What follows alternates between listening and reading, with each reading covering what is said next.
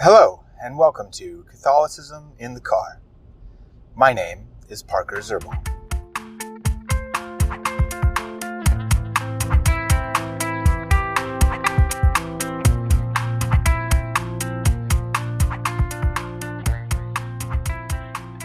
Going to continue talking about the spiritual life in regards to the unitive way. We talked last time just kind of giving some premises or some introductory material on what the end of the spiritual life is, and what this means, and I want to try to couch this as much as I can in relational language.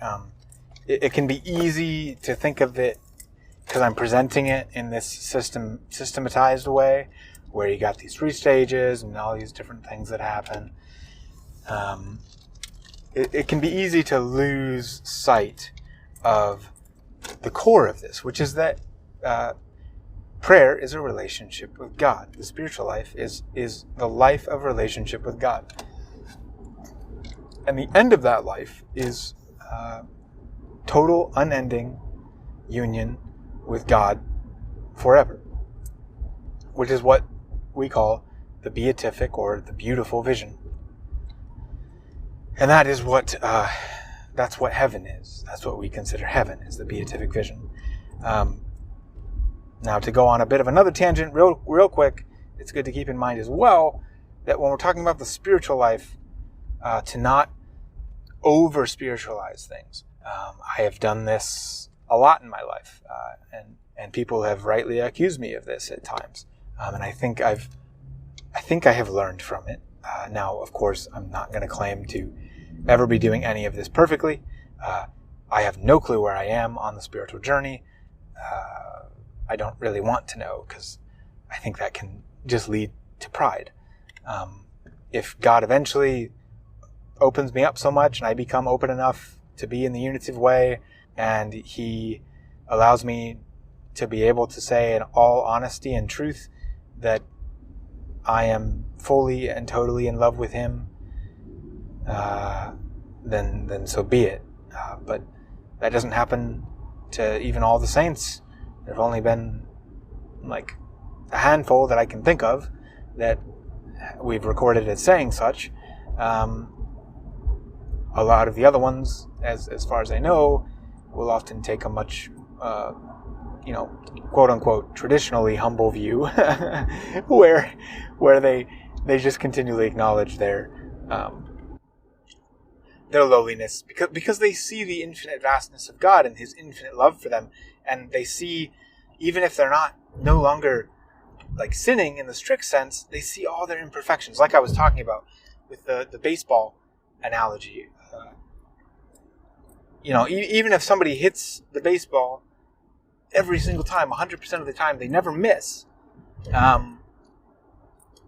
They can still, see the fact that they're imperfect, that they're not hitting it as far as they could, that maybe they should be able to. Okay, they're not missing anymore. They're not missing the mark, which is the classic definition of sin. You always hear sin meaning missing the mark. It's an archery term in Greek. Apparently, I haven't looked into this, but anyway. So that's the end. That's the end of this. Okay, now we were talking about the illuminative stage and it kind of ending in this transition stage called the dark night of the soul. And I mentioned John of the Cross in a previous episode as kind of being the first one that I know of to have really talked about this in depth. St. Teresa of Avila also talks about it, and I couldn't tell you which one said it first. I mean, they lived in the same era. They were friends. They knew each other. So, anyway, the dark night of the soul is, I guess it's probably easiest to contrast it to the dark night of the senses, which we talked about in a previous episode. The dark night of the senses, right, was about eliminating that more carnal or bodily consolations that one would get in prayer, where they feel all the fuzzy feelings and all the good feelings and things like that. Now, what the dark night of the soul is doing, in my understanding, and of course this varies person to person, but what the dark night of the soul is doing is it's a purification not of the bodily senses, like what went on the dark night of the senses, but it's a purification of like the soul's attachment to even the idea of God in a certain way, like in the sense that like I could become detached in a healthy sense from the carnal pleasures of my marriage, but I could still be attached to my wife in an unhealthy way, even if I'm not attached to her. I have an unhealthy attachment to her in a carnal way. I could still have an unhealthy attachment to her in like a relational way.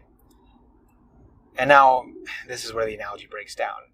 In my relationship with my wife, by definition, the unhealthy attachment would be if I was putting her above my relationship with God, which everyone does to a certain extent, unless they've been duly purified.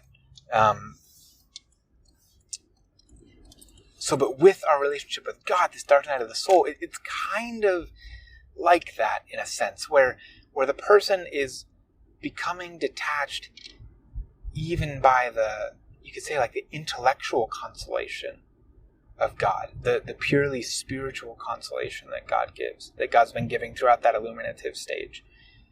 Right? We talked about the primary mark of the illuminative stage is this type of more purely intellectual prayer, like infused prayer, infused knowledge. The soul gets more and more passive and allows God to work more and more, like that opening of the heart to God. As the heart opens more and more, it's able to receive more and more. But in that opening, the soul must become more and more passive. And so that's kind of what characterizes this. That's what characterizes this dark night of the senses. And I just made it home, so I think I have to continue on for a third installment of Catholicism in the car, trying to kind of talk out this dark night of the senses, or dark night of the soul, dark night of the soul, and the third stage, the unitive stage of the spiritual life. Thank you.